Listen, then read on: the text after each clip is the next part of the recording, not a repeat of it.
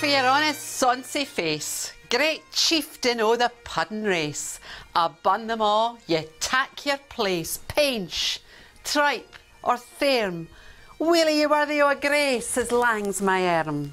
The groaning trencher, there ye fill, your hard days like a distant hill, your pin, which helped to mend a mill in time o' need. And through your pores your dew distills like amber bead. His knife, see rustic labour dight, and cut ye up with ready sleight, trenching your gushing on trails bright like ony ditch. And then, ah, what a glorious sight! Warm, reeking, rich. Then horn for horn they stretch and strive, deal take the hindmost, on they drive, till all their well-swalled kites believe are bent like drums. An old good man, maist like to reeve, bethank it hums. Is there that o'er his French ragout, or fricassee would make her spew, or olio would stow a sou, looks down with sneering scornful view on sic a dinner. Poor deal, see him o'er his trash, as feckless as a withered rash, his spindle shank a good whiplash, his neve a knit, through bloody flood and field to dash. Ah, how unfit! But mark the rustic haggis fed, the trembling earth resounds his tread. Clapping his wally neve a blade, he'll mack it whistle, and legs and arms and heads will sned like traps of thistle. Ye powers wha make mankind your care, and dish them out their bill of fare. All Scotland wants nae skinking ware that jops in luggies. So if you wish her grateful prayer, gie her a haggis.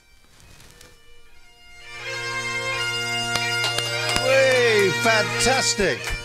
Sylvia Baldock, please take a seat, do sit down.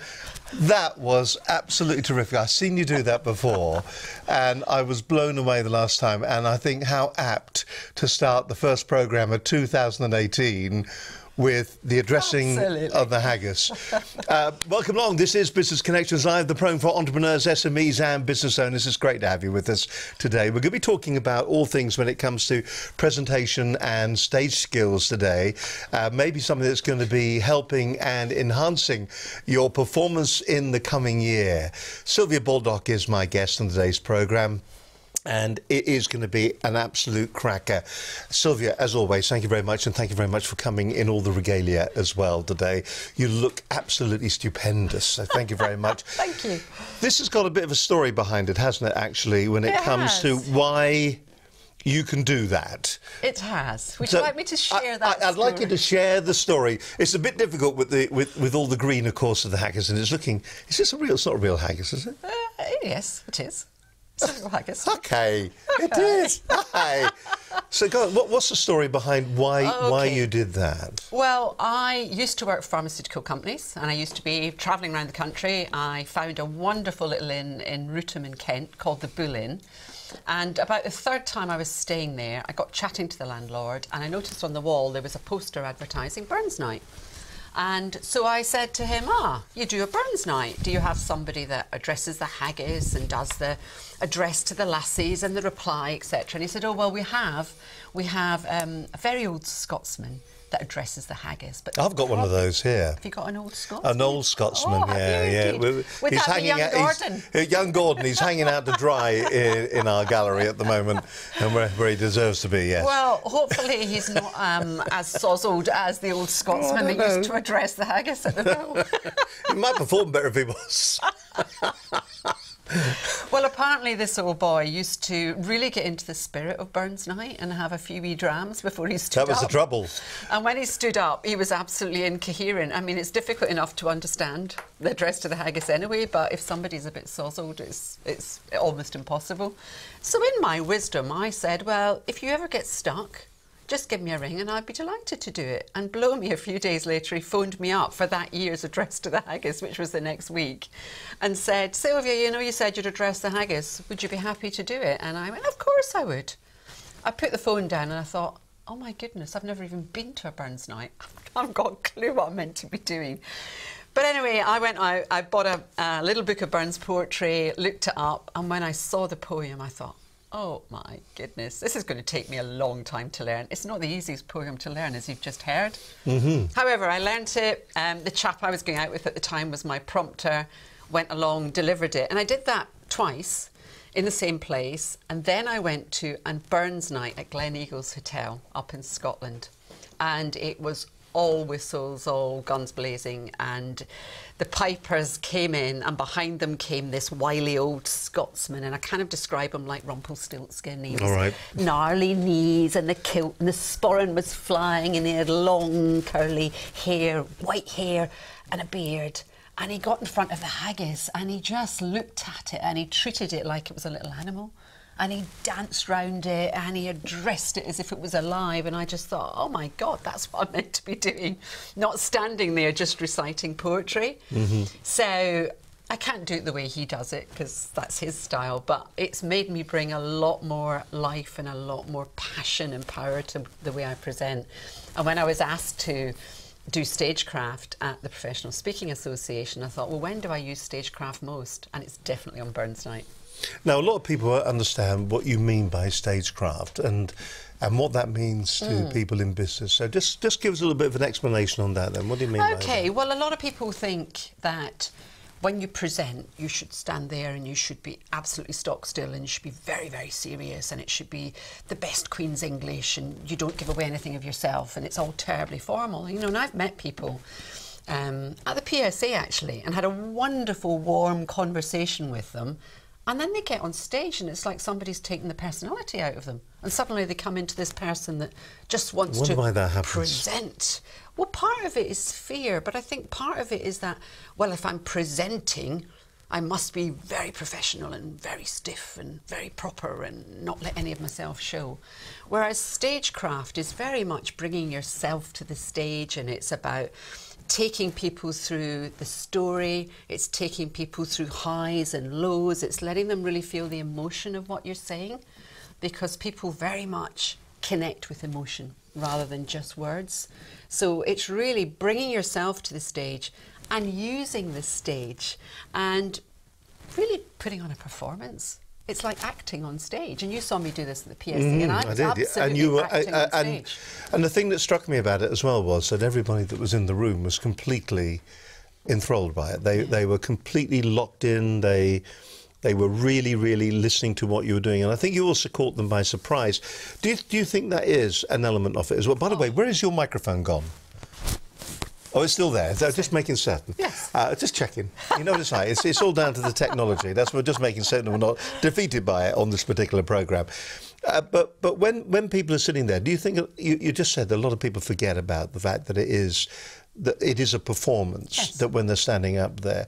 And it is interesting, when we watch speakers, there are some speakers who are storytellers and put on a show like actors. Yes. And then there are some speakers that you see who, when they stand there, they are talking to you. They could be talking to 100 people, but they're talking to you. Yes. Is that the skill that every business owner should actually be looking for? Yeah, absolutely. Well, particularly for a business owner that runs a team, and you have sales meetings, and you're standing up and you're trying to inspire people. You want every person in that room to feel that you're absolutely talking to them. So a lot of that is that eye contact. And most of us are quite uncomfortable with eye contact, and we won't hold that for more than just a couple of seconds. So you'll see a lot of speakers that will just scan the room, and they think they're making eye contact, but they're not actually. But if you're watching a speaker and they're holding your gaze for several seconds like I'm doing now, you really feel that they're talking to you, and you feel that you're important, and it's very difficult to look away. I suppose when you're standing on stage as well, if you're looking at a group of people in the audience, everybody in that group will be thinking that you're looking directly at them. Nearly. No? Is that not true? I mean, I've sat in the audience and there's been a speaker on stage who's doing the looking around the room and has had no eye contact with me whatsoever. And I've actually felt... left out. Left out, yeah. Yeah, I think, I mean, obviously you can't make eye contact with everybody in the room, but you want to be making sure that you're making eye contact in various areas of the room and you're holding it with people rather than doing that scanning thing. In the old days, I mean, I remember being taught presentation skills years ago where they said, do it in a W formation. So go around the room like this and you end up looking like a nodding dog on the back of a windscreen, you know? And it just doesn't look right. And I think the thing about presenting is that it can become too formulaic, where an American style of presenting, for example, is that if you're saying something that's not quite true, you'll stand in this part of the stage and then you'll move back if you're saying something that is a bit risky, and then you'll move forward if you're saying something that's funny, and you'll go and you spend the whole time thinking, where am I meant to be, rather than actually focusing on connecting with the audience. But a lot of people say in stagecraft that it is a timeline, isn't it? Oh, it definitely is. From right to left or left to right, depending which way you're looking at it. Yeah. But if you start over here to the audience, that's the past. Yes. The middle of the stage You've been listening, Steve. I know. I'm very good at that. The middle bit is the present. Yeah. And as you look into the future, you move yourself over here, don't you? That's right, you do. Because they say in television as well, there is a good and a bad side for the interviewer to be on. It's quite interesting. I think this is the good side. Yeah. And if I was sitting your way, looking at me this way, which is interesting because that's where Jonathan Ross sits, that's where Graham Norton sits, but that's the bad side, apparently. And there is all this psychology going on about the positioning of yourself on stage. And I definitely agree with that, Steve. And if you think of, going back to theatre days where the arenas weren't flat, they were raised, then you had upstage, centre stage and downstage. And so therefore you get downstage left, downstage right. And depending on where you were in that play, if you were the next person that was going to be seen by the audience, you were the next person that was going to speak, you had to be centre stage. So people still realise that when you're centre stage, you're making a really powerful point. So I do use that. I don't use all the things I was talking about earlier, but I do use that. Do you do it subconsciously or do you do it consciously? Consciously. So you are moving about the stage, because there are some people that move about the stage, that we have the walkers, don't we? Yeah. Who stroll backwards and forwards and backwards and forwards, but no point to what they're doing. Yes, absolutely. And the trouble with that is that when you're walking along the stage that way, you're losing contact with the audience. When you're walking the stage that way, you're losing contact with the audience. You've got to be looking out at them. And, when you're making a salient point, definitely stand stock still in the middle of the stage and make that point, and people will know that this is a serious point that's coming up. Listen, it's going to be a cracking show today, and already I'd like to think that you've had an entertaining introduction to it, of course. But when is Burns Night, by the way? It's the 25th. The 25th of January. We're all looking forward to that. Are you going to be going out for it? Oh, absolutely. I'm addressing the haggis. Where are you going to be doing it this year? I'm going to be doing that at the Boot at Bledlow Ridge, which is one of my local pubs. I did it last year and the year before. So there you go, a little bit of a rehearsal for you there. Absolutely, and I get to wear the gear twice. Which is fabulous. Which is just brilliant. So it's not been a waste of money then. OK, listen, more from Sylvia Baldock in just a few moments' time. Today we're talking about presenting with power, passion and presence.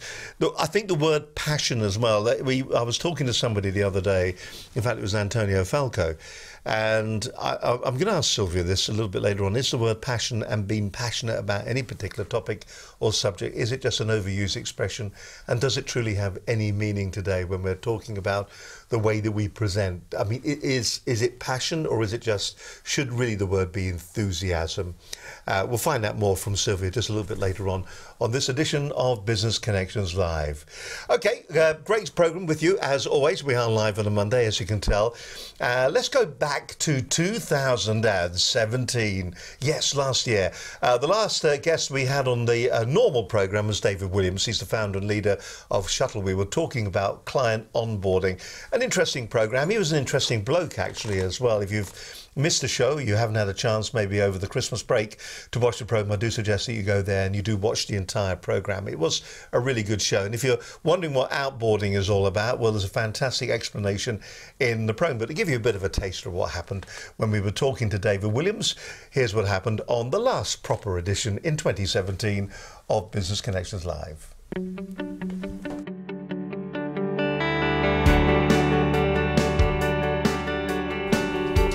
Well, you're watching Business Connections Live. We're live here on a Monday. My guest in the studio today is David Williams.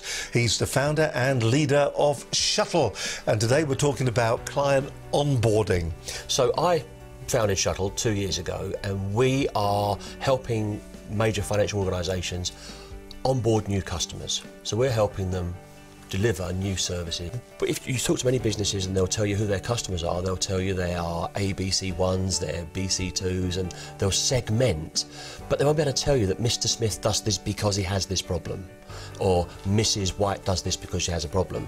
And we're talking about understanding every person in the chain of your purchasing, if you will, who has a problem, who has a need to fix a situation they face every day. When does a customer become part of your journey? When do they join your boat? Think of it that way. Think of Getting on board. Getting on board with the business you're working with. And I think customers all want to belong. They all want to feel at that moment of engagement that they're not just a transaction, that they are part of something that the company cares about. And I think the onboarding part is actually, it's a hackneyed word again, and I think that maybe it's just a word, but it's also a culture. But when you have people investing their trust and their money in you, then you have the urgency, and you have, as I say, the head rush of the beginner. Once you take a more pragmatic view and you start researching and getting out of the building and talking to your customer, then I think you do slow down a little and you're more deliberate and more purposeful. When you're raising investment, you have to tell a story that will excite and thrill investors, because they're going to get a massive return on their business. You're back to the vanity of numbers, aren't you? Absolutely, absolutely. And the hardest word to say in a new business, in a sales role, is no. Accelerator program it's set up, and in this instance it was set up by a guy in London that had the backing of the European Commission to help and incubate young kind of fledgling businesses to really develop a business plan and to really build what they call the business model canvas. Sure, and that's the whole testing your hypotheses thing, because your hypotheses of who your customer is and what they're buying and why they're buying it are always being tested, because times change, attitudes change, patterns change, everything changes in the end, doesn't it? So, of course, what's right today might be wrong tomorrow even the same person may change, so absolutely, you have to be ready to be adaptive and listen to what's being said, absolutely. Straight down that one then. My name is David Williams, and I'm the founder and leader of Shuttle. We are an online onboarding system, which Steve's very kindly pointed out the website for is shuttleon.com. No more pitching. Understanding your customer persona is absolutely key to the success of your business. Do you understand who's going to buy your service, or why they're going to buy it? Do you actually listen to them? Do you action what they tell you? You should, you really should. If you want to optimise your product development, your marketing spend, the direction and motivation of your staff and your teams and the people that support you, your outside supporters as well, everybody needs to understand what the journeys are and why we're all doing what we're doing, especially the customers. Why will they choose you? Why are you the expert in the field that you're serving? Why you? Why not you, right? But why you? They'll pick you if you've taken the time to understand who they are, if you've taken the time to understand what their problems are, what their pain is, and what the solution that you're producing is, and how that's relevant and how that fits and works for them, and how they can see a future. Now, it may just sound like we're talking about a technology path like we're on, but actually, if you look at, we talked earlier about the petrol forecourt with the bags of charcoal out the front. If you live in an area that's only got flats, why would you sell charcoal? Would you be better off selling window boxes? Understand your customers. It's relevant in no matter what business you're in. Use the support around you. Listen to people that are in business. We talked earlier about Penny's lovely cafes, and I think they're a great idea because you'll meet people in the space, people that understand business, people that understand your pressures as well, and they'll give you ideas and ask them why they're doing it. Use the resource around you, it's always there to be had. But I'll come back again and I'll always say, no matter who you're working with, understand the personas of the people you're selling to and the people you're buying from. Why, and I'll probably leave it there. Thanks, Steve. Yeah, I've heard about you a lot. Yes. And she has heard about us a lot. Hello there, welcome along. You're watching Business Connections Live. My guest today is Sylvia Baldock. By the way, great show there. If you do get an opportunity, do check it out. It was a really good show. David Williams, of course, talking about outboarding, or inboarding rather, and a really, really interesting show as well, if you get a chance to watch the entire programme. It was the last show from 2017. By the way, thank you very much indeed for all the people that are getting in touch with us here at Business Connections Live. We really do appreciate you talking to us. And if you're thinking to yourself, actually, I'd like something like this for my own business, maybe you're running out of things to attract people. Maybe when they come to your website, it's the same old website, but nothing seems to ever change. And you've got your newsletter there, and you're doing your blogs, and you're doing your tweets and things like that. But you'd actually like to have something that would encourage people to come back to your website on a regular basis. Well, maybe a program just like this one would be absolutely ideal for you. If you'd like to find out more about how you can have a program like this, your own staff, your own teams, people within your business talking to your customers effectively on the TV, because this is the way television is going to be going. Everything is online these days. Then why don't you get in touch with us here at Business Connections Live? You can talk to either myself, Steve Highland, or to the lovely Linda Bazant, and you can find out how we can help you and your business to grow in 2018. It's dead easy to do that. You can drop us an email, of course, to studio@businessconnectionslive.com. If you want to, here's probably the best way, and I prefer this.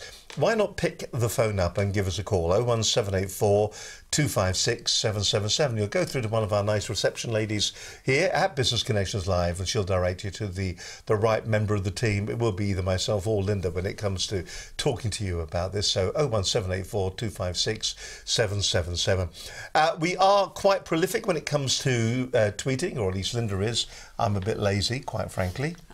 I have enough trouble living my own life, let alone living somebody else's through social media. But you can follow us on Twitter at BCL Business TV. Have you ever got any business from social media? Yes. Good. Just I checking. have, indeed. All right, just checking. Don't start on me. Leave it out. So if you want to find out more about that, BCL Business TV, you can also watch the programme as we stream the programme live, and leave comments as well on Facebook too. There you go. There's our Facebook page. You just go along there. All the programmes are on Facebook, and we do invite you to get involved with us by leaving those comments. You can go to our website as well at businessconnectionslive.com. Have I forgotten anything? That's about all of it, isn't it, really? So do get in touch. Let's have a bit of a chat. You're not committed to anything when you talk to us. If you're just interested and you think, could that work for my business?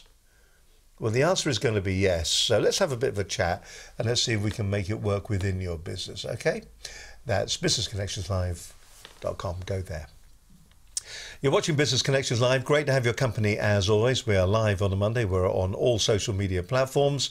Also, you can download us on iTunes as well. On today's show, we're talking about presenting with power, passion and presence. And joining me in the studio is an old friend of the programme. Sorry, joining me in the studio today is a young friend of the programme, Sylvia Baldock, who is a professional speaker. What were you before you took up the reins of going out and doing the corporate speaking circuit? Okay, well, for a number of years I've been running business networking groups, and at each of those groups I was training every single month.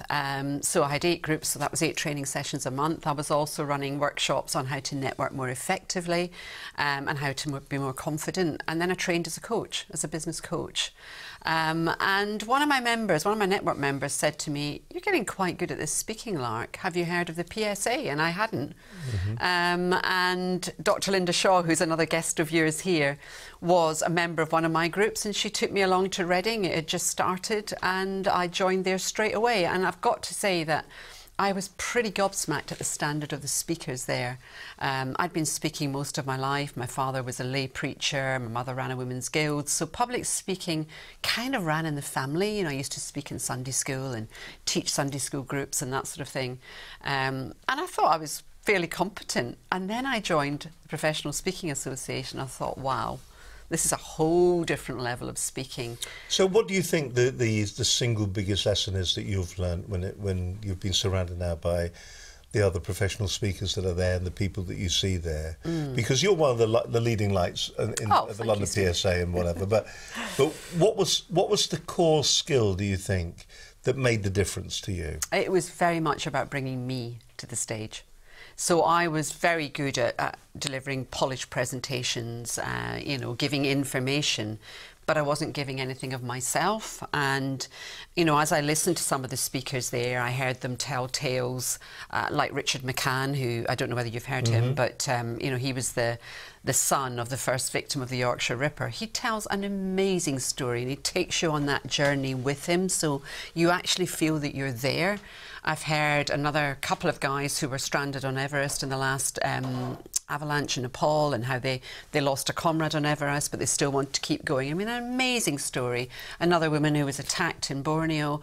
And I just felt, well, what can I say about me? I haven't got a story like that. But actually, when you think about it, that's really the only unique thing about us. We can all learn to speak very well on a subject that we know a lot about, but nobody else has lived our story or lived our life. Nobody else can tell that story. So that brings something unique to the stage, and it brings a real authenticity as well.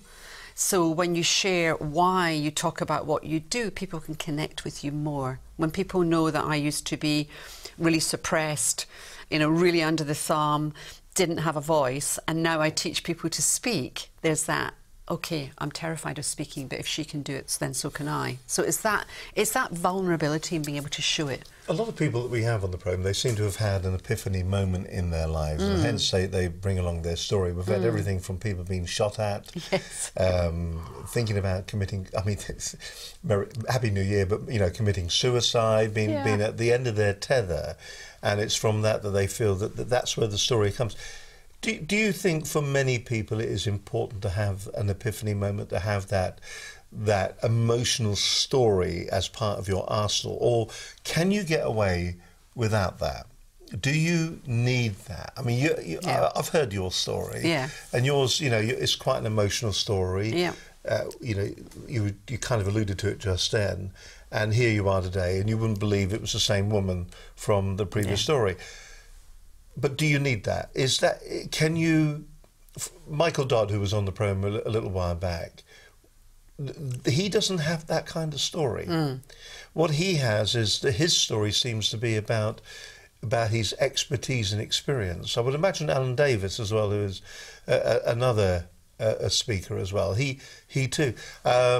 When we think of some of the other speakers about had the programme, some of them, when they're getting the facts over, don't need to have that backup emotional me story, because the facts themselves are as important. I think it very much depends on your subject. So my subject is all about unlocking more of your true potential, and therefore people can connect with me more if they know that at one stage I was infinitely smaller than I am now, because my message is that inside of us all there is this presence that is there regardless of how it's been suppressed, and that when you connect with that presence, then you can let it show. So it's very much connected to what I do at my core, whereas somebody like Michael Dodd, who's doing tough answers to tough questions at work and communication skills, then no, I don't think he does need to have a story that he brings to the stage. So I think it's very much topic related. And somebody like Alan Stevens, who you alluded to as well, I can't imagine him ever bringing his story to the stage. They're both still very good speakers and very effective speakers. And very different as well. And very different. And we're all different. Yes. But I guarantee if I had a session with both of them, I'd find a story underneath it all. Well, really? Well, Michael Dodd, of course, he's just Australian, so that kind of sums it all up, really, doesn't it? So you feel that we've got to bring a bit of ourselves to the stage. How will a business owner, like who is watching this right now, somebody just like you, a business owner, if they're doing, shall we say, a sales presentation, or they're talking to their staff, is it important for them to have these skills to bring themselves to it? I was watching an interesting programme last night before I went to bed about Walt Disney, in fact, about how the Walt Disney Empire. I mean, I never realised at the very beginning of the Disney growth there were a number of bankruptcies, but it was driven by the man. But there was a stage within the growth of the company when I think they had around about 1,200 people working in Disney Studios, and there was a strike. And he was quite vindictive towards the people that had gone out on strike. And he nearly divided them. You know, they are family, they are not family. Right. And when he talked to them, and what caused the strike was he stood up there and he talked to them, but he didn't connect with them. And that must be the biggest issue that business owners, business leaders have. They stand up, they say all the words, but nothing goes in. Absolutely. And, you know, we've had a conversation before about charisma and the fact that charismatic leaders are 68% more effective than their less charismatic counterparts, because they're connecting with people, they're listening to them, they're understanding what they're going through. And for somebody that you mentioned, you know, standing up and doing a sales presentation, you know, be a bit vulnerable. Talk about when you were starting out in sales. Talk about the issues that you had and how you overcame them. You know, don't stand up there as this, you know, high-flying, successful leader and talk down to them, because there is no connection then. But if they can relate to you and where you've been in the past and where you've got to now, then they're far more likely to open up to you and realise that you understand them emotionally as well as from a sales perspective. When you start delivering a talk, when you start delivering a speech as such, where do you fit that in? Where does the story come in? Because do you jump straight in and tell your story? Do you build up to Well, it? I think everybody's different, but I really like to start my speeches with a very powerful opening. So I like to really grab the attention, because those first few seconds when you stand on stage are when the audience decide whether you're going to be worth listening to or not. You haven't got very How long do you have? You have a tenth of a second to make a first impression. But that's very much down to the way you look. So if you stand on stage looking like you've just walked the dog or you've got dressed in the dark, then they're going to just go, this is not going to be any good. So I always say to speakers, dress appropriately for the occasion. You know, if you're standing up talking to a lot of students at a university campus, then it's fine to be much more casual. But if you're standing up talking to business leaders, then look professional, look the part, look credible. But also opening with a powerful quote or a new statistic will grab the attention. If you can teach people something new within those first few seconds, they'll go, this is worth listening to. Now, we're going to go on to that. In fact, we could go on to it right now, because you do have a structure, don't you? I do. For your presentations. I do. And I think it's really useful. There's a lot of presentations and a lot of speakers that you see who seem to ramble aimlessly from point to point. There is no real path to it. I think what was interesting, when I was doing sales presentation on the television, everything was in a 2-minute cycle. You would do the proposition to resolution and the call to action. Now, you kept doing that. Okay, maybe different words, it may be a different highlighted topic, but you were repeating every 2 minutes the key things that you wanted to get across. Are you doing the same kind of thing with what you're doing? Are you, to emphasise the point, are you going through a cyclic kind of process? I'm going through a set structure. So every talk I do, I scope it out with a powerful opening. And then I will have... Give us an example of a powerful opening. A powerful opening. Maybe addressing the haggis, perhaps. Yeah, addressing the haggis, yeah. Well, if you remember, the last time I spoke at the PSA in November, I stood up and I said, the minute you stand on stage, you have the attention of the whole audience. The minute you open your mouth, you can lose it. That was a powerful opening. That is a powerful opening. Yeah. Makes people think. You also mentioned as well coming up with a statistic or a fact. Absolutely. So another one I use is, would you believe that 84% of British workers are not playing to their strengths at work? Imagine the impact that has on their motivation, their engagement and their productivity. So something to make the people think. Yeah. Now, when that happens, when you do that, is there a danger that the statement that you make is so profound that the next statement is lost? No, because that opening statement is just grabbing them into paying attention. And at that stage, what they'll then do is grab the notebook and start writing down. And I think the important thing to do is to deliver that powerful opening and then pause and let it land. And a lot of people are very frightened of silence, are frightened of pausing. And actually, pauses are so powerful for a number of reasons. A, it allows you to absorb what's just been said and be ready for the next gem that's going to come. But also, it makes the speaker look incredibly confident. If you just pause and look at the audience. And I can give you an example of that. I spoke at a big event this year, and I just stood on the stage and I just paused and made sure they were all listening and watching. And then I started. And a couple of people came up to me afterwards and said, as soon as you stood on the stage and paused, I knew it'd be good. More from Sylvia Baldock in just a few moments' time. Hope you're finding today's program an insight. I mean, this could well be the year. And I think when you're going to be using these skills, if you're doing crowdfunding this year, you're going to be standing up in front of somebody. You're going to be talking to investors. Is this going to be the opportunity to use some of these skills to make your presentation really land, to really get some results from it? Is that where you're going to be using it? Maybe you have a workforce at the moment that feel that they're maybe unloved or maybe slightly demotivated. Is this an opportunity to use some of these techniques to remotivate them, to get them back on board again so that they understand that, we'll use the word, shall we, the P word, but so that you're all sharing the same passion for the business. A lot of people sometimes get mistakenly, they think that really what is happening within their organisation, within their business, while it is their passion, while, you know, it's their organisation, their business, and they feel passionate about what they're trying to do. They feel enthusiastic about what they're doing within their business, and they just truly can't understand why all the employees don't.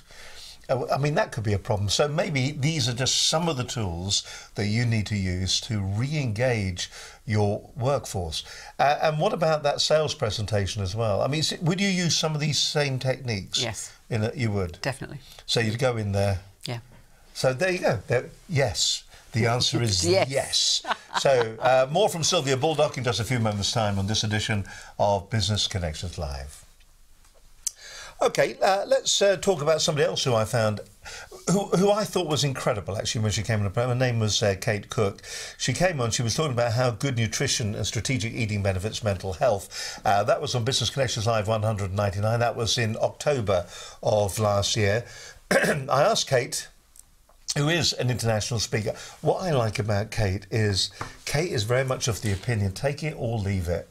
If you don't want to eat healthily, if you don't want to get into shape, if you don't, and here's all the advice. If you want to use it, use it. If you don't want to use it, well, you know, that's your decision. She doesn't, even though it's nutrition, she doesn't ram it down your throat. What she's saying is, you know, it's your choice, your life.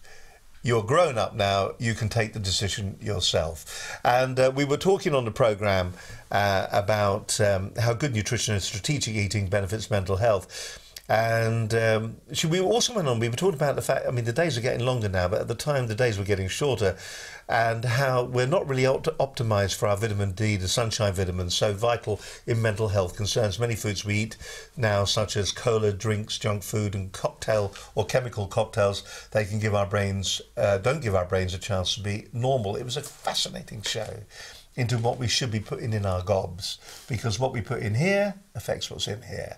This is Kate Cook. Have a look at this. My name is Kate Cook and I'm from the Nutrition Coach, and my key kind of takeaways about mental health and nutrition today would be always buy real food. So invest in real food, number one. So make sure you know what that means. Real food is something that generally doesn't have a label on it. Number two, if you can, not if you can, I'll take that back, I'll say actually you must always eat a really good breakfast. If you can, include a bit of protein with that, but also, you know, you could have, we were saying something like scrambled eggs, avocado and rye bread. And number three, don't look at the disconnect between nutrition and how it fits in with your life. So remember that you will, you know, look back at your structures, which is sort of how you're working, the time you're taking at work, addiction to phones, and the time you can create to put back into good nutrition if you just take care of the structures in your life. Great show, actually. Kate Cook there. Business Connections Live 199, if you want to check it out. And as she said, we're not giving our minds and our bodies any of the fuel that we might get that allows us to get a sane result. I love Kate. She's just fantastic. Do check out the entire programme. By the way, can I just thank everybody as well for downloading the programme on iTunes. More about that in just a few moments' time. But we are available, bless you, we are available right across the board. We're available on Roku, on Stitcher, on Blueberry, on YouTube, on Facebook, on Ustream. There's another one that I can't remember. Oh, and right now we're also broadcasting on Periscope as well.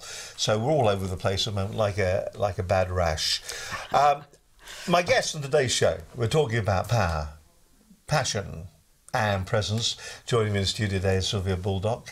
She's a renowned... Can I put the word international speaker in front of your name? You can if you like. All right, international speaker of note. So we kicked off then with that you know, grab them by the eyeballs, grab them by the ears, and give them something that they can assimilate straight away, that all-important opening line. Once you've done that and it's landed, what happens then? My next stage is to come out with a common myth around what I'm speaking about. So again, if you remember that last talk I did, I said now a lot of people think that you're either a born speaker or you're not, that it's just the luck of the draw, and that if you're not born to speak then you never can. But actually I dispute that, and I think that everybody can be taught to speak a lot better than they currently do. And then after the myth, what I do is I deliver a promise. So my talk today is going to give you some top tips that you can apply right now that will help you all to speak with more power, more passion and more presence. So you've got the powerful opening, the myth, the big promise. And then I'm straight into signposting, because you mentioned earlier about how a lot of people meander through the talk and you don't actually know where they're going and you can't quite get the point of it. So it's really important up front to signpost exactly what you're going to be doing. So then, you know, I would say what I'm going to do today is share a little bit of my personal story so you understand why this is such a hot topic for me. And then I'm going to share some top tips that you can apply right now. I didn't have time at the PSA, but then say what I'd like to do then is open the floor for some questions. So if you have got questions, do hang on to them to that stage, because I'll probably answer a lot of them in my talk anyway. And then what I'm going to do is I'm going to summarise what we've done today, and I've got a special offer for you. And we're going to be finished at 1 o'clock, because I know by then your stomachs are all going to be rumbling and you're going to want to be upstairs having lunch. So they know exactly what's coming. Exactly. Which is interesting, and we'll start at the end, because I like endings are good. The question bit, there's a lot of confusion about questions, and I've seen this with a number of different people. I'm actually leading you down the path because I know the answer on this. But a lot of presenters will have the Q&A at the very end of their presentation. Indeed. And then you'll get the organiser come and go, well, thank you very much indeed for joining us on the stage today. And it's left on the Q&A. It is. So the last thing that is said can actually be maybe even derogatory, yes, or not particularly strong perhaps for the speaker. What's your advice to somebody? Never leave it on the Q&A. I always say to the organiser, I'm going to do Q&A, but then I want the stage back so that I can just summarise and have a call to action and close it powerfully. Because at the end, you want to have a powerful close. So you want to have a powerful opening and a powerful close. Because typically in Q&A, people will ask questions and then you'll say any more questions and there's just silence, and then what you just explained happens and you're off the stage, and it's a bit like a damp squib at the end. It just kind of fizzles out rather than you taking it back going, so just to summarise, this is what we've covered today. My special offer for you today is, and then you have a really strong quote or something powerful to finish up with, and then you leave the stage in a position of power rather than just kind of shrinking off and disappearing. So there we are, we've got our strong beginning and we've got a strong end, so it's this bit in the middle. Now what I've noticed, that I think there's a misunderstanding within some of the less experienced speakers when, and particularly people who are learning stagecraft, is that a lot of people talk about telling the story, which we've talked about, have a story, share a little bit of yourself, and they actually think that the story is the talk. Yes. And if I see another presentation where it starts with, it was a dark Wednesday night, the clouds were pulling over and the rain was beating on the... Do you know what? Honestly, I don't care. So you got wet. That to me is not relevant. And I don't know about you, but I've seen a bit of that recently. Yeah, it's been a lot. Somebody needs to go, actually, you've got the right idea about the story. Identify why you're telling the story and tell us why you're going to tell us the story. Yeah. So agree. I totally agree. There's got to be a point to it. But unfortunately, for a lot of people, it is just the story, and they tell it again and again and again and again and again. And okay, it gets the emotions, but people go away going, well, that was really sad, or, you know, yeah, I could understand how they felt, but So what have I got? Yeah, what have I got from it? Yes. So there has to be a point. And actually, another big feeling for a lot of speakers is that they feel they want to share everything they know about the topic. And therefore they'll have... So do they have to share everything? No, of course they don't. You know, you cannot cram 10 top tips into a 45-minute keynote. And I described this last time at the PSA as it's a bit like going to a everyone's restaurant. going to be wanting to come to this. I know. The PSA this, PSA that, yeah. I know, but just because I'm aware you've heard it before, but I described it like going to a restaurant, reading the menu, but actually never eating anything. You know, that's what it's like. You've got 10 top tips. They scan through it so quickly that you don't remember anything. But that's very true, isn't it? So you pick the menu up, and what you do is you pick one thing, and that's what you eat and you enjoy. You have 3 things, don't you? Yeah. God forbid, Starter, here we go. main course, dessert. Dessert. That's what you want. Have 3 key topics and really cover them in depth so people get something from each point, and they go away and they actually apply them and they make a difference, rather than scribbling down 10 top tips. And that's one of the big mistakes people make. They try and cram everything they know into a 30-minute talk or a 45-minute talk, and they leave the audience just reeling and thinking, oh God, what was that all about? So what is the right number of nuggets of information, and is there any benefit in trying to keep your audience in suspenders? Or in suspense, rather. Is there any need for that, where you tease your audience to keep them listening? If it's done properly, if it's done really well, then yes, it's great. But sometimes it's done very badly, and then it's a bit of a non-event when they actually let you know what they're teasing you about. So, but you know, the right number of nuggets, I would say, is 3.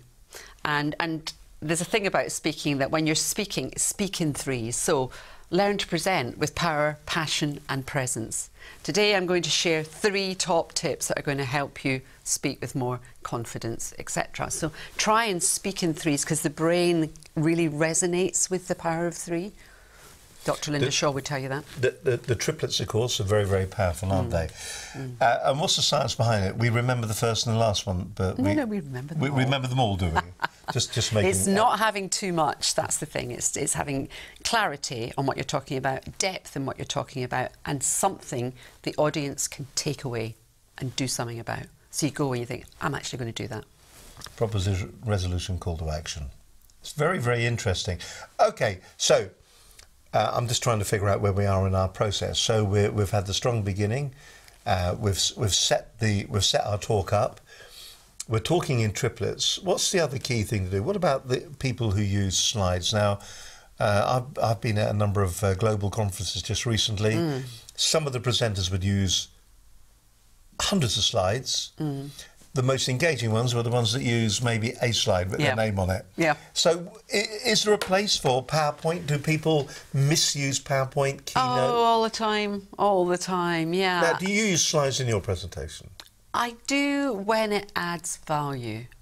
But a lot of people, particularly when they're sort of building their speaking career, they'll use PowerPoint as an aid-memoir.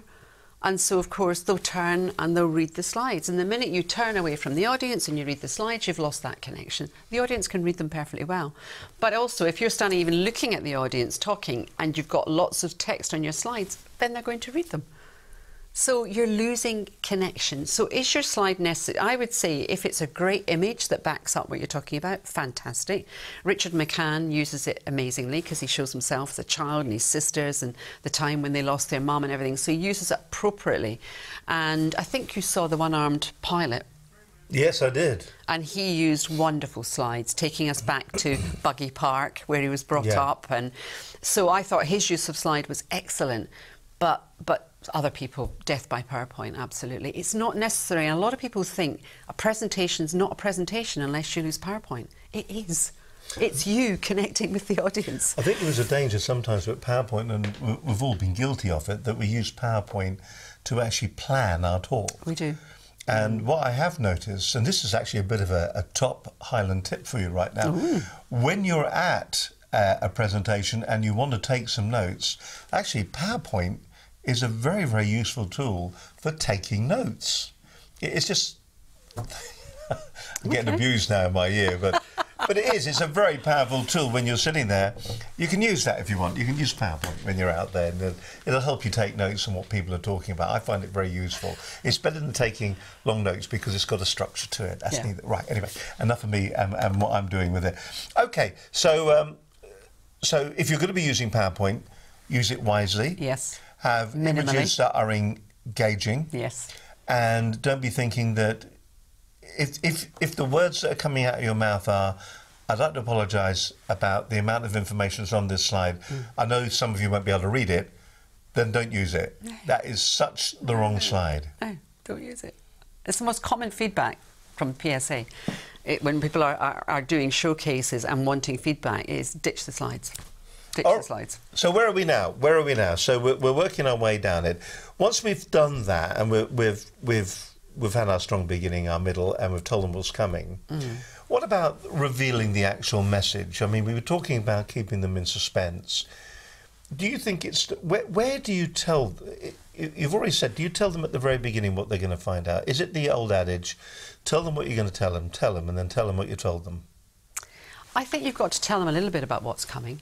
You know, so in that last talk that you saw, you know, I was saying, so we're going to talk about, you know, bringing more of yourself to the stage. We're going to talk about having more presence on stage, and we're going to talk about actually how you deliver your message. So they had 3 key areas that they knew that I was going to be addressing. And then, you know, after I'd done my signposting and my promise and my myth, etc., I then started on the first one, and then I very clearly said, right, now we're going to move on to bringing more of yourself to the stage. And so they knew exactly where I was going for each section. And then I summarised at the end. So this is what we've done. Very brief summary, that's what we've done. And so it was quite clear what we were going to do. It was, tell them what you're going to tell them it, and then tell them what you've told them. Absolutely. More from Sylvia in just a few moments' time. And what we're going to do as well, we're going to give you a few pieces of advice as well when it comes to stagecraft as well, so that your presentations are a little bit more punchy. That's all to come on this edition of Business Connections Live. Well, as I said, it's lovely to have your company. We are live every Monday. We're on YouTube, and we are, of course, on Facebook as well at the moment, and we are live. If you want to leave any comments or if you've got any feedback for what you're hearing at the moment, you may well disagree. Listen, we don't care if you disagree or you agree. If you disagree, let us know. If there's something that you can add to the conversation, that would be absolutely fantastic, and we'd really appreciate your feedback and your comments on the programme. And please do leave them there. We do read every piece of feedback that we get as well when it comes to the different shows that we have. I mean, sometimes, I think there was somebody that left a comment saying, well, that's 6 minutes of my life I'll never get back again. But at least you watched all of it, which was great, and we'll do our very best to make certain that every 6-minute segment that we push out there is going to be entertaining and informative. By the way, thousands of you are downloading the programme on iTunes each and every month, and we'd like to thank you for that. Regardless of where you are in the world, iTunes is a great platform. If you are thinking about starting up some form of a podcast at the moment, then maybe iTunes is the route to go. Those very early stages of when you launch your podcast, there's so many different programs and YouTube videos that will tell you how to maximize your return on that. But iTunes as a platform is incredible, and you can help us here at Business Connections Live if you leave a 5-star recommendation, please, if you don't mind. Dead easy to do. Just go into your iTunes account on your laptop, click on your iTunes, and that'll bring you in. This is where all the programs are going to be lined up, and you'll find a tab at the top of the page that says ratings and reviews. Click on that, and then that will take you to another tab that says leave a customer review.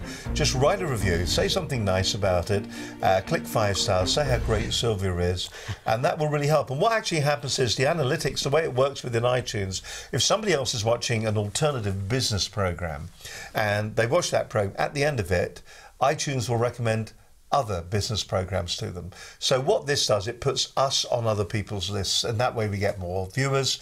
When we get more viewers, it means we get more of an opportunity to present and give you more programs as well here on Business Connections Live. So please, if you can, if you enjoyed today's program, leave a review. If you're not enjoying it, leave a review.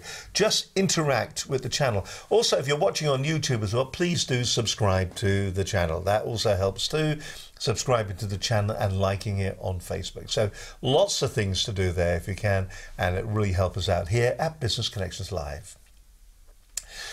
You're watching Business Connections Live. My guest on today's show is Sylvia Baldock. She's an international, well-renowned speaker, and we're talking about presenting with power, passion and presence today. So how do you present with power? How do you present with passion? And how do you present with presence? Just give everybody in the room something. Let's talk about stagecraft, because we're stood on the stage. Do we walk? Do we move around? Do we use the technique we talked about earlier on, the past, present and the future? Is it all right to stand behind a lectern? What tools should you have in your hands? Can you point at people? What? Oh, you don't want much then? No, the whole body thing. What do you do with your hands? So what's your feelings about that? Well, I think one of my top tips on feeling comfortable on stage is getting there really early, getting into the room, standing on the stage and just visualising an audience there, smiling, nodding, engaged. Because what you're doing is you're filling the brain, because when you actually get up on that stage for real, the brain goes, oh, I've been here already today, it was fine, nothing bad happened. And it's my best tip on calming the nerves. So that when you're on... You go on stage saying to yourself, I'm the best Sylvia Baldock in the room. Well, not exactly, but I do go on stage and I do... Well, I am. The only one, aren't you? I am, of course. I'll try that next time. But yeah, I do get there early. I do stand on stage and I do visualise the audience all engaged. And then when I actually stand on the stage, I feel completely at ease. So I can then focus on the performance, where I want to be on the stage, connecting with the audience, not worrying about what I'm going to say because I've practiced it really well. That's another key thing, always practice. But yes, I very much use the timeline. So for the past, you're quite right. You're here for the present, you're in the middle, and for the future, you're to the left. It's the reverse of what the audience sees. So you're doing it for the audience. And that really packs a punch when you're talking about that timeline thing. And also, it's okay to move a little bit on the stage. And as you know, it's quite widespread when we're at the Professional Speaking Association. So to stand stock still in the middle, you're kind of missing the peripheries. But just be careful that you're keeping eye contact as you're moving, that you're not doing this and losing that eye contact with them. I think it's fine to bring tools on stage. You may have seen John Hatauka, have you? He uses some magic on stage. Yes, I have, yeah. Very skilled, very clever. You've got to practice well with them. There's no point in coming on and doing a kind of half-baked thing that you've just kind of tried once or twice and it doesn't really work that well. You've got to be good. And people like John, Mark Lee, who's another member of the PSA, they're part of the magic circle. So they've spent years learning their craft. They do it very well. But, you know, to come on as a new speaker and try and introduce magic is quite risky. So I would stick with what you can do well and what you're comfortable with, but watch yourself on video. Once you've planned and practiced your talk a few times, just video yourself on your phone and watch yourself and think, how can I connect more with the audience? What can I do there that's going to get more engagement? Where do I need to be on stage? What's my most important point? Do I need to be centre stage? And really pick your talk apart and think about it. How can I make this more impactful? It's not just about writing a speech and standing up and delivering it. A lot of people think it is. It's so much more than that. And I think it was before your time, but we had a woman called Elizabeth McCormack from the States, who's an ex-fighter pilot. She spoke and she was saying that even now, she's a top speaker. She flies all over the world, she earns a fortune. Even now, she videos every speech she does and she changes things. She looks at where she is on stage, she looks at her body language, she looks at the way she's projecting her voice, and she tweaks it every single time. Because you never arrive in speaking, you're always evolving, you can always get better. And the best speakers spend so much time behind the scenes preparing for it. And therefore, that's why they're so good when they're on stage. When you're standing there and you're looking down at the audience, yes. I'm sure this has all happened to all of us, and you're looking at the audience in front of you, and your perception is that you've lost them. They're disengaging with you, they're switching off. Doesn't happen for me, Steve. Doesn't it? Hey, welcome to my world. But what are the techniques that you would use to get them back?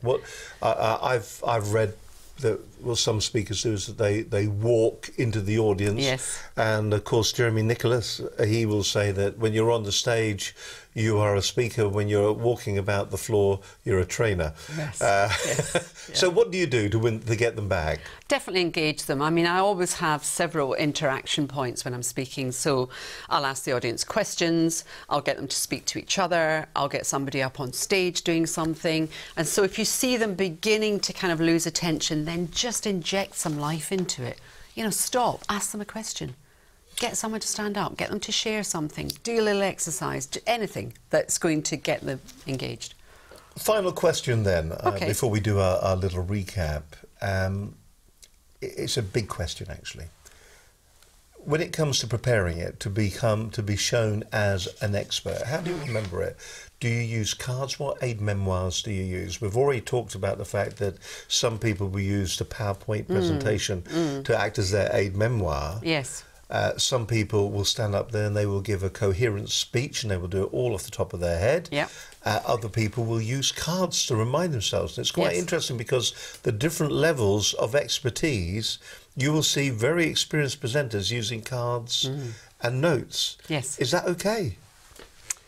I think it's got to be what's right for you. I mean, personally, I much prefer to just stand and talk.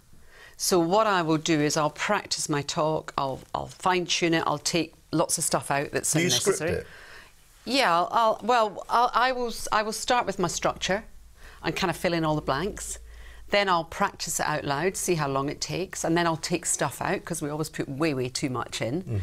And then I'll practice it again, and I'll keep practicing it and fine-tuning it and tweaking it until I'm really happy with it. And then I'll bullet point it onto little A6 cards that I can take with me, that I can look at just before I speak, just to remind me of my key points. I'll have them on the lectern at the side. I very rarely use them. But when I'm teaching people to speak, I always say, take those with you. And if you lose your place, just say to the audience, just want to check that I'm covering everything I wanted to cover, and just go and pick them up, look at them, take a moment and go back. Because it's much better to cover what you wanted to cover than to miss things out. So it's there as a kind of a prop. If you're reading off PowerPoint, it's not good, as we've talked about already. And if you're standing there actually reading notes, you're not making that eye contact that keeps the audience connected. It's very difficult to listen to somebody that's not looking at you. Don't have A4 sheets of paper and be working your way through A4 sheets of paper. That's the... But you're trying to make the most of this interview. You're not presenting on stage. You're not in front of a massive audience, standing up in front of a live audience. Yes, I know you've got an online audience out there. So Hopefully some of them are live. Some of them are live. Some of them are still alive, we hope. Still alive. Yes. Very interesting. All right, let's just see what we've missed out then. So we make an impact when you walk on stage. Tick. Establish your credibility to grab the attention from the onset. Tick. Engage your audience, leave them wanting more. Tick. Any techniques for the actual strong finish that you use, the strong ending, or are your talks just so entertaining? Well, I'll often finish with a very relevant quote, a really powerful quote. Or I did a funny one, the last one in November, didn't I? I got everybody up and closing their eyes and trying to bring the palms perfectly together. Yes. And speeded it up and then just said... Turned into an applause, yes. a standing ovation. Yes. You're a very naughty girl. Something novel like that, just to get people engaged, just to get them remembering, because you want them to feel as good at the end of your talk as they did at the beginning of the talk. You don't want them to feel, oh gosh, it's lunchtime. You want them to think, yeah, that was brilliant. So... And how to be seen as an expert in your field, tick, we've done that, and how to be remembered for all the right reasons. I tell you what, we've actually covered everything that we were going to talk about on the Brilliant. programme. On that expert in your field thing, it's really exciting if you know that you're going to be standing up in front of an audience and you're going to share something that they don't know. So it's kind of hot off the press information, which we can all get now with Google. You know, before we speak, we can just go on Google and go, I need a statistic on, da-da-da-da. And you've got it, like I did. I said 74% of people suffer from glossophobia. Glossophobia, the fear of public speaking. Yes. A lot of people didn't know that. Really? Yeah. Because don't they say that most people would rather die than speak in public? Absolutely, yes. Which is a shocking statistic, It isn't it? is. Now, yeah, a phrase I often use when I'm teaching speaking is at a funeral, most people would rather be in the coffin rather than deliver the eulogy. Yeah. Yes, you're probably right, actually. Listen, it's been a real insight. I hope it's been useful to you today. If you're an expert in your field at the moment, maybe you're looking for that power, passion and presence. I'll tell you what, watch this programme again, because the advice that you will get here is extraordinary. Sylvia Baldock, I have seen her presenting, and do watch the very beginning of the programme again where we address the haggis. When I say we, I use the term we loosely. It was actually Sylvia who was addressing the haggis. How many verses are there to that? 8. There are 8. How many did you do? Just 2? Was it 2 or 3? I did 8. You did all 8? Yeah, I only did 2 or 3 at the PSA. I did 8 today. Well, there you have it then, all 8. I must have... See, time flies when you're having fun. It was. It was just fabulous. Listen, we always ask our guests, as always, at the end of the program, to look straight down this camera over here, where Ralston is standing at the moment, just to give us the key takeaways from the show.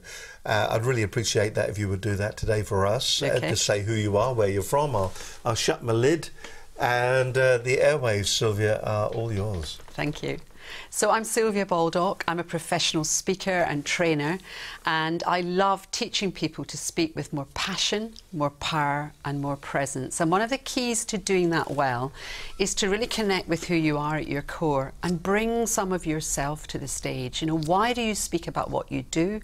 Why is it a passion of yours? Because that brings real credibility. It shows that you've been there, you've done it, and that you understand where your audience are coming from. And then craft your talk with a really clear structure. Let your audience know what you're going to be covering and what's in it for them. And I always say, think about what the audience needs first, rather than what you want to share, and satisfy that need before you satisfy your own need to shine. Have 3 clear points, have a call to action, and takeaways that are going to make a real difference to the audience. And enjoy it. If you're having fun on stage, your audience will have fun listening to you. Just enjoy. Look at that, straight down the lens. My thanks to Sylvia Baldock for joining us today. Hope you found today's programme useful. The PSA that she keeps talking about and I keep talking about, we are members of the London PSA, and they have their meetings the first Saturday, I think, of every... Second Saturday. Second Saturday of every... It's this Saturday. That's why it was empty last time I went. The second Saturday of every month throughout the year, except for the likes of August and a few other times throughout the year.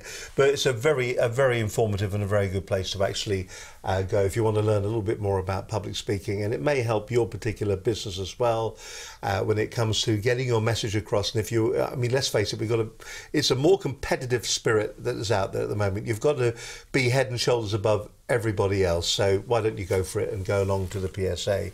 Coming up, future programs, Jill Matthews. She's a psychotherapist and NLP practitioner. She's going to be joining me in the studio. That's going to be next week. Coming up on future programs, we've got Rupert Honeywood. He's going to be joining us. Last time Rupert was with us, we were talking about how to maximise your return on LinkedIn with GDPR just round the corner. That's going to be an interesting conversation. That'll be in a couple of weeks' time. David Richards from Drive Tech is going to be joining me. Stephen Thomas, he's the fellow that wrote the book on networking for dummies. He's going to be in the hot seat, and Peter Lanham, chairman of Able, is going to be joining us on the show as well. All to come in the future. Don't forget, if you'd like to sponsor the program, do get in touch. But from all the team here at Business Connections Live, thank you very much for watching, and from Sylvia and myself, have a great week. Bye for now. Bye bye.